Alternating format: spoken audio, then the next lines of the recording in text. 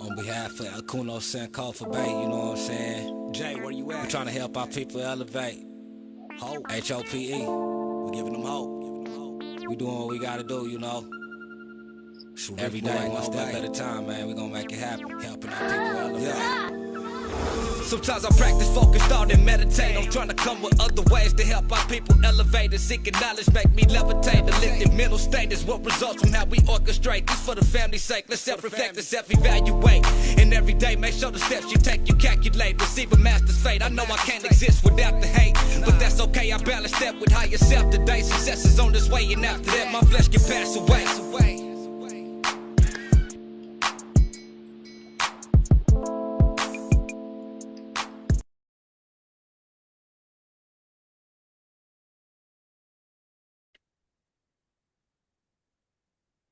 Peace, family. We back with another one. Go ahead, introduce yourself, brother. Tell them who you are and where you from. All righty. My name is Jonathan Townsend, and where I'm from, right here, well, I say right here, assuming that the folks that are watching are in Tulsa, but that might not necessarily be the case. You might have folks watching from all over the place, but I'm from Tulsa, Oklahoma, born and raised, still reside in Oklahoma, and more specifically from the North Tulsa community, which is better known abroad as the Greenwood District or Black Wall Street. That's right. Now I want to get into the politics. You were running for state representative a while back. What got you into being into politics? Let's go there.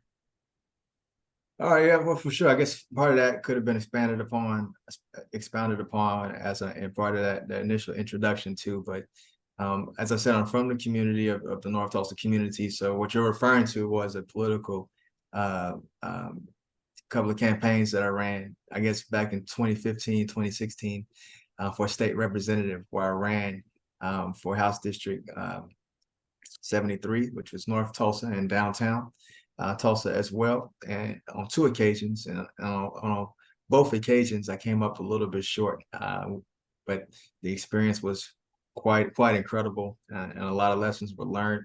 I really got out and got as close to the people as possible, because that's what it was really all about. I ran a very purpose-driven campaign with a lot of focus on education.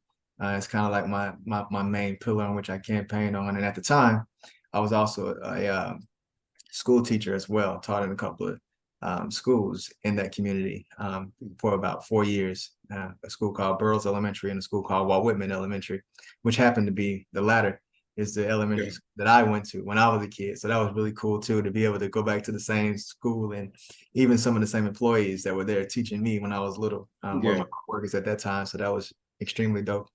But I ran for office because I wanted to make a difference at the state capitol for the lives of our kids and our community. But as I said a moment ago, I came up short in those elections. But I was a part of what you might remember if you watched the news at that time.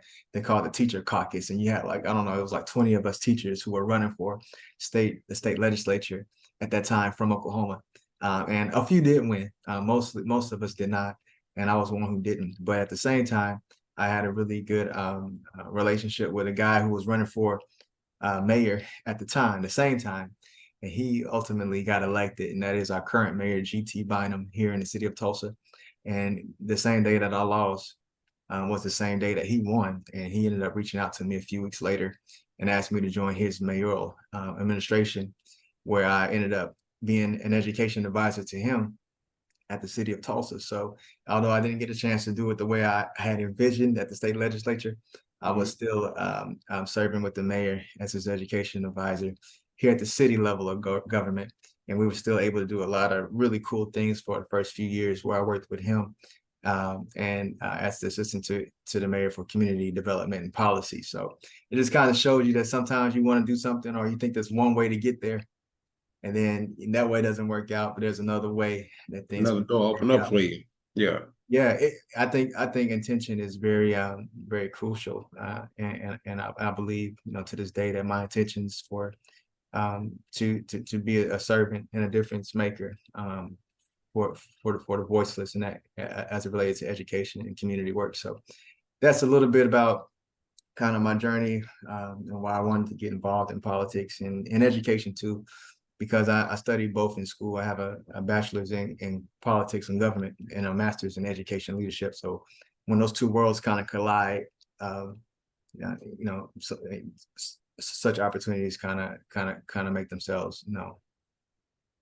Glad hearing you say that, because I can say that you are one of the few brothers that I can say that I did see in the community, in the hood, in the Jets. You know what I mean?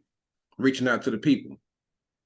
You know what I'm saying? A lot of the older people that we see running for politicians or whatever, and this ain't talking bad about them, but you don't see them in those communities. Yeah. You know what I'm saying? Yeah. And I did see you in those communities. That's because, a lot of folks, they try to go to where the votes already are. And a lot of times the wise thing or the politically savvy thing to do is to go to the churches or to, certain institutions where folks vote more regularly. But what you saw me doing was trying to find people who weren't registered and sometimes weren't even eligible. But I was still trying to hear what they had to say, because I felt like if I was going to get in there, I was still going to be represented on their behalf. And whether they could vote for me or not, or if they had a felony or something that was disenfranchising them, they had a voice that needed to be heard. They had, in many ways, wisdom. And I would learn from the folks that you're talking about in some of those communities. And, even though I didn't win it, and some people might say that, I might have spent a lot of time in some of those settings, I have no regrets, because I already know it made me a better person, a better thinker.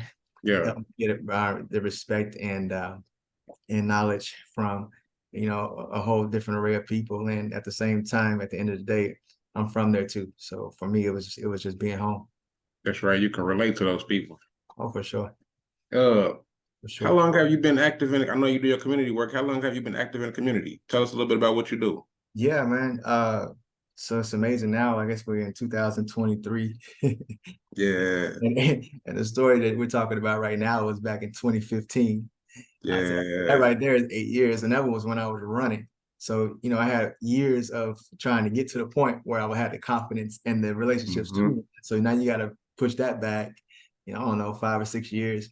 But some people might have forgotten or maybe never even known. But my first real position was actually when I was the state president for the NAACP Young Adults. And that was when I was at my last year coming right out of college. So that would have been 2012. Yeah. And I got a chance to kind of get my feet wet and quite active as it related to civil rights and fighting for the movement. And so that right there would take you back 12 years from that. But even before then, I was always just trying to do, just things even in the background, volunteering and, helping my church out with different community initiatives and food pantries and things like that. Because I never think, you'll never hear me say that you can volunteer enough. And you'll never hear me say that any position of service and volunteering is below me, and it shouldn't be below anyone. Because when you got a chance to help somebody out, do that. Why not? Do that. For sure. Because when the time comes when we need help, and that time, I've been there and could very well be there again. Then I'll be the one hoping and praying that somebody has a servant's heart and will do the same thing for me. So, and that's why it's been longer than you making me realize, I guess, how old I am or how long we've been in it. Because I'm like, yeesh, okay, all right. Yeah. But I've been knowing you almost probably 10 years then. Yeah. Yeah, at least, man. I think even before then, because I think before then, I knew you before I hit the campaign because we had a mutual friend. Yeah. Kind of connect, just kind of real informally, just at his house and just kind of hang out and. Shout out to my guy Dom too. All right, I gotta shout him out. I gotta shout him out. But man. I mean, it's always been a great energy from you. You know what I mean? Positive energy. You know what I mean? Great vibe. You know what I'm saying? And I salute you for your journey and everything you've done. Education. What drove you to want to become an education or a teacher?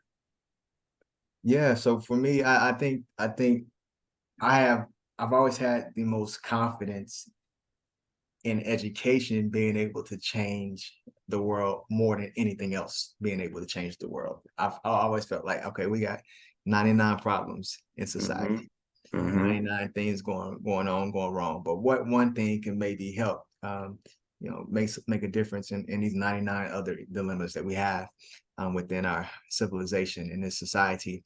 And I always felt that education, properly structuring our schools and getting these kids the information and access that they need early is what is going to be able to create those advancements and those remedies for our community. So I was like, well, in that case, that's where I want to go. And I want to make a difference there because I believe that's going to be what's going to change it. And that wasn't what I always thought. I shouldn't say always, because initially I thought I was going to try to be an attorney or lawyer. And shout out to them too. Yeah. That's a big way to make a difference. And I was like, that's what I wanted to do. But somewhere in there, before actually trying to go after the LSAT or law school, I was like, I'm not feeling it anymore. I don't think anything was wrong with that. They're just kind of what I felt.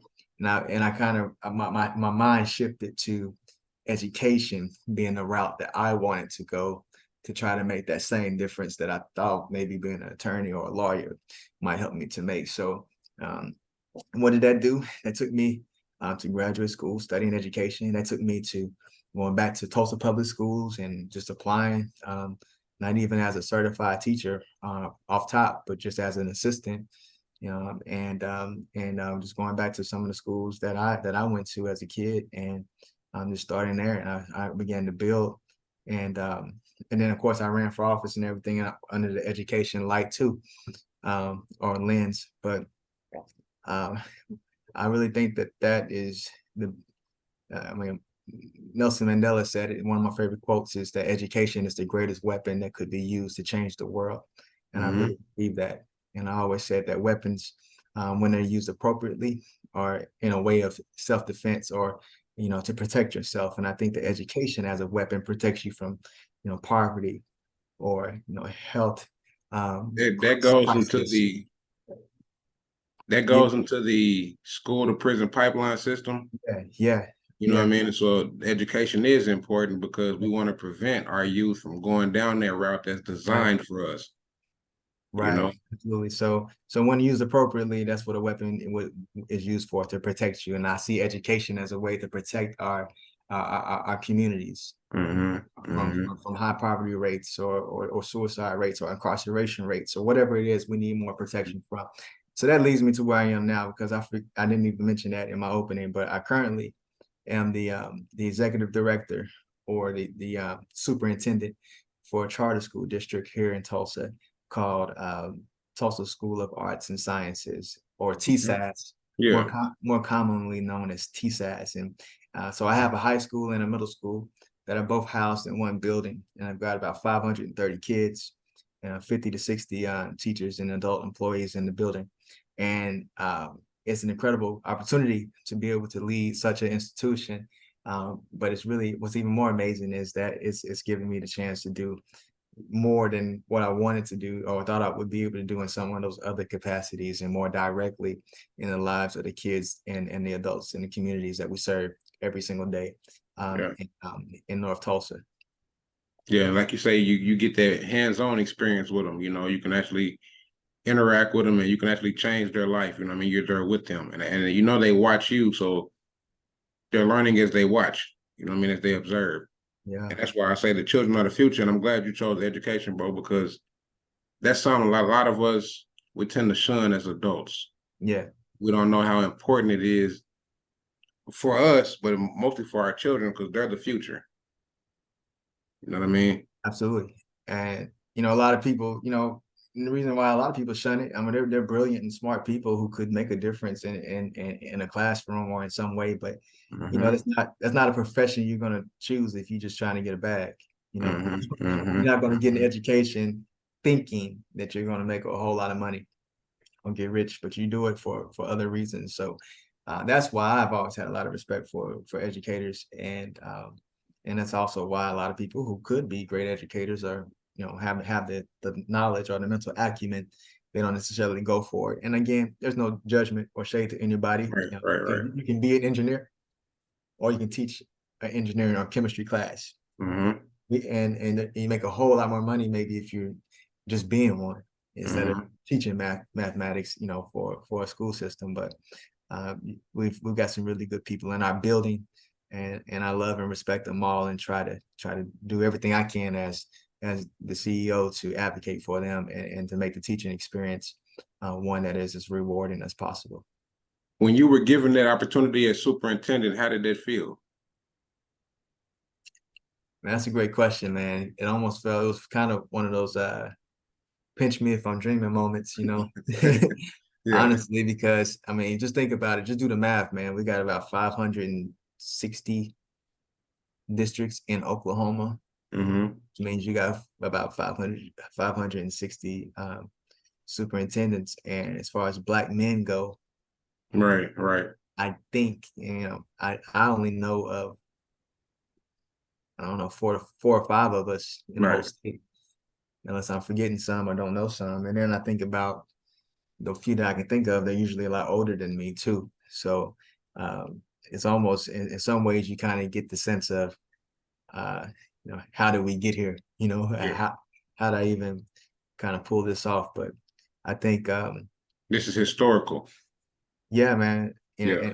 And thank you for sharing that that understanding of it. But what it does is it also is, in many ways, it's, you just have to take it so seriously, Mm-hmm. because I'm not the smartest man that, you know, live on my block. You know what I mean? And Mm-hmm. but I have an opportunity. Therefore, I have to do it diligence, is due diligence. I have to be responsible and make the most of this opportunity, because I've been blessed to be able to have it. And then one day I won't. And you know, and you never know when that's gonna be. So because the opportunity is there, I want to maximize it. I want to, you know, make an impact as great as possible and help as many people get their lives going as possible in the direction that they want to, and understand that, hey, time is of the essence, and make the most of this matter. Make the most of this moment and make it matter, and for the betterment of the people. So that's how I feel. Again, I don't, you know, I don't care about accolades, awards, titles. You'll see me shrug my shoulders at all of that. But it's just about, you know, what can I do to support you know, brothers like you and others in the community that are trying to help the community that I grew up in and was raised in. And but again, it's just a big blessing, and I thank God for it.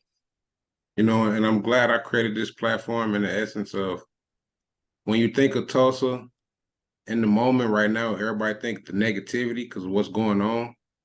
But Yeah, hearing your story or other brothers' story on this platform, there are good people here. I mean, there's a lot of good people here that don't get recognition. You know what I mean? There's a lot of people in the community that do a lot of work in our community that don't get recognition. that's facts. You know what I'm saying? And I want to bring them brothers and sisters on here, you know what I mean? So that people know that, hey, we're here. You know Yeah, what I'm saying? And you're not by yourself. There's people that's watching this or that's gonna watch this, and who do I talk to? Where do I go? How do I, yeah, you know what I mean? yeah, We're here. yeah. You know what I'm saying? Uh why do you, well, I guess you already answered that. I was gonna say why you think education is so important, but we already answered that. For Uh sure. Yeah. what do you think are some things that our community could use to help us interact or engage with our community more? Oh man. So as far as like leaders in the community, or like just community neighbors just supporting each other more? What do you, Both. The second one, when we said, I mean both. I mean, because it's okay. like we have the leaders here. There's Yeah. people here that, I mean, we have them, but like I said, they don't get no recognition. You know what I mean? Like we could talk about Chief, we could talk about many other people that's here that's doing it. You know what I mean? But it take a celebrity or something to happen to somebody famous from like, oh, they were community actors, but you got them right here in your own community. Yeah, yeah, I know, man. Well, I don't know, man. We definitely have to unite, and I think that's kind of what you were saying about just communicating better, and there's ways that we can do that, and there's really no excuse why we can't now, given the technological advances we have, and you know, the way you and I are talking right now, face to face. You might as well be sitting in, you know, in this room with me right now. Right. but that's something that we're able to do now that we weren't able to do just a few years ago. And taking advantage of these type of platforms is very necessary. But you can waste time on these platforms too. So what we're having is a very idealistic and constructive conversation. We're talking about an agenda. We're talking about an outcome that we want our people to get to. Right. We're just on here wasting time, which is what we could be doing, or what some might be doing right now. And it's making the most of these type of opportunities and settings. And then, man, I think I mean I've even seen you like challenge people online here recently, like saying things like, well, you know, why y'all not supporting, you know, You know what I something mean? Yeah. going on, you know what I mean? You know, yeah. I mean, yeah. If something else was going on, you'd be there for that. And again, you know, everybody can do what they want to do, but your community is going to reflect the actions of the people in it. You have more people who are investing their money, and even more importantly, their time, which is a valuable currency, positive things, even when there are no cameras around. Then that's the character of the community, because character is about what you do when nobody else is watching. Right. For example, think about what we experienced a few years ago with the Tulsa Race Massacre, and we had the entire world and the eyes all on our community. The cameras and CNN and MSNBC and, you know, the Wall Street Times. Everybody was here trying to see what we were doing. And if I could, since you said CNN, to be honest, I didn't even know that they were coming. When we were doing that thing, when the Trump rally came and they had us on CNN, that wasn't for camera view. Right. That wasn't for cloud. We were actually orchestrating a community event. You know what I mean? Some brothers came together and we were talking about what we doing right, what me and you doing right now. Yeah. And then so happened, Greg Robertson pulled up on us. He had those people with him and they filmed us. Yeah. Well, that's great. And what that means is character, because you're doing it either which way on your own, not looking for, you know, any type of clout and everything. And they just stumbled upon you. And then that's just the most beautiful and organic way it can happen. So there's nothing wrong with that. But what is an issue is when people are just chasing it, and then after the cameras are gone, they're not doing anything anymore. And that's also character. It's just the poor more negative side of it, because it doesn't have the sustainability, and people aren't in it until change happens. They just in it until the cameras are gone. And we want to move away from that, because I saw some of that, and I hate to say it, and especially publicly, but you know, I got to. And I saw some of that during that time, and a lot of people who were active then aren't active right now, and really hadn't been before. And it shows in the way that a lot of things have gone in our community. Then on the other side of that too, you got the folks who have been with the cause all along of Black advancement, and then rebuilding the Black Wall Street, and they're still doing it, and they're out there right now, even with no cameras, and maybe the cameras won't come back for another 50 or another 100 years, the 200th anniversary. But they're out there doing it now too. So I see those people as well. I recognize them. And I love the fact that their heart is where it needs to be, and they aren't driven by fame or anything else. Because I believe in my heart, bro, I really believe we could rebuild Black Wall Street here in Tulsa, Oklahoma. Like I had an interview the other day with another brother, and we was talking about creating our own hospital. And I was like, there's enough sisters in the medical field that we could have our own hospital, and it could be government funded. The government will fund that. If we had the people, had the paperwork in process, had everything, you know what I mean, in order, they'll fund that, and we could run our own hospital, grocery stores, fruit markets, anything we needed. I know you know brothers that know construction or some type of work, to where I know brothers that know some type of work, whether it be fishing or carpentry, whatever the case may be, to where we can rebuild everything we need in our own community. I know we have that. I wouldn't doubt it, man. And one reason to always believe in Black Wall Street and that it's possible is the fact that it happened. Right. It's not like you necessarily would be the first one or to have to figure it out. I mean, there was a way, there was a blueprint, but we're gonna have to find it again, or re-identify what our core values are, and to do it again. So, like, we know that there's millionaires in our community. Yeah. You know what I'm saying? But that trust in our community was broken. We have to rebuild that trust. Like when me and Baxter hosted that J's for A's, Yeah. we got so much support from the community for that. You know what I mean? I had a brother from incarcerated reach out to me and was like, "Hey, bro, I want to donate to the cause."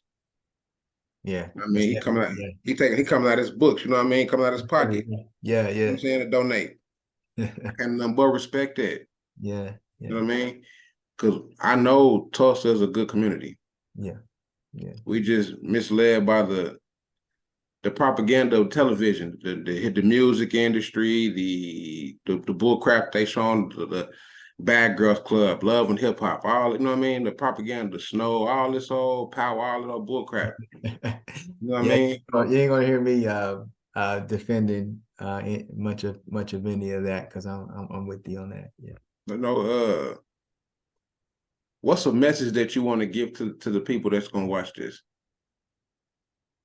This particular live, well, first of all, shout out to anybody who was watching it. Hope helping our people elevate, because before you click on a video, you have some sense of curiosity, or some sense that something pulls you to it. And it's just your interest. I mean, I see hundreds of thousands of videos every day, and I scroll past them, and then you see one or two that you stop on, and you read the thumbnail or whatever in the title, and then you click on it. And that's just the third step, but it's very important. But you only get to that point if you are somewhat interested in the topic. So if they're watching this video, that means they're somewhat interested in and helping our people elevate in our community. And that makes me feel very encouraged, because that makes me understand that there's people who want to make a difference. And being a person who tries to make a difference, I know that sometimes progress is slow, and the process can make you feel discouraged, and like nobody is supporting, or nobody is really caring about the things that really matter. So I would tell that person that I'm rooting for you, and I'm thankful for your interest in helping our community. And I just want to encourage you to stay with your head high and your eyes on the prize for community growth and development. And thank you for supporting the cause, and understand that you're not alone. All the feelings that you go through during the ups and downs are all natural and normal, but it's about standing strong and completing the marathon that is community building. That's right. Something I forgot to mention before I close. I wanted to give a shout out to your church organization. Go ahead and give a shout out to your church organization, and tell the people if you got anything going. Oh yeah. So I'm a lifelong member at First Baptist Church, North Tulsa, right across the street from Carver Middle School on Greenwood. For those who are watching in town, open every Sunday to service. I'm a worship leader there. I sing and lead music every Sunday. But it's a Bible believing church, Christianity, and it's got a lot of great people who have watched me grow up and literally grow up in the church, from a little boy to a teenager to today, being a man. And I do respect the fact that you've always we've had some really good discussions on religion, and not even just religion, but even just philosophy. And though at times we've disagreed, we've always had very civil discord, and it's always been respect. Always, man. I'm not just saying that because we're on TV or the computer right now, but it's always been respect. And I know you give people platforms to share a little bit about who they are and what they believe. So, my belief is, as a Christian, is that I got a lot of stuff. I made a lot of bad choices and done a lot of bad things in my life. And there's no way that I, in my own being, could save myself, and because again, when I knew better, I didn't do better. Right. Like I knew, I'd be doing wrong. I'd be knowing it's wrong. You know what I'm saying? But because of that, I believe God gave us a way, a sacrifice through His Son, as a way, because He lived a perfect life to be able to make me righteous through that, not through myself, but through Him. So all I got to do is just admit that He is my Savior, and try to follow His ways, and follow His ways from here. And that's what I believe. So glory to God for the opportunities that He's allowed, and for being with me and being forgiving. giving me another chance to get things together. And that's what you see today. A man who has grown and learned from his mistakes, but is trying to do what I can to make things better and to represent God better going forward. That's right. That's right. I appreciate you, bro, giving me your time on this platform, man. It was a real honor. And if the people want to reach out to you for any type of community work or just, I mean, mentoring or any type of, you know what I mean, how can they reach out to you? Yeah, man. Well, social media, I only have Facebook and LinkedIn. I don't have like Instagram or all of that. But just my first and last name, which is Jonathan Townsend, JonathanTownsend. I'm on both Facebook and LinkedIn. And if you're in town, and especially if you're in education, you're interested in talking professionally. Again, I work at TSAS, or Tulsa School of Arts and Sciences, so you can always just call up the school and they'll get you connected to me and we can build together from there. But yeah, or they can hit you up and you know how to reach me at all times. Yeah. And kind of thing too. So I'm here and I don't plan on going anywhere anytime soon. So I appreciate you, bro. And I'll be looking forward to making more content with you in the future. yeah, man, it's a pleasure. Thanks again for considering me and giving the opportunity. Thank you, brother. Peace. All right, take care.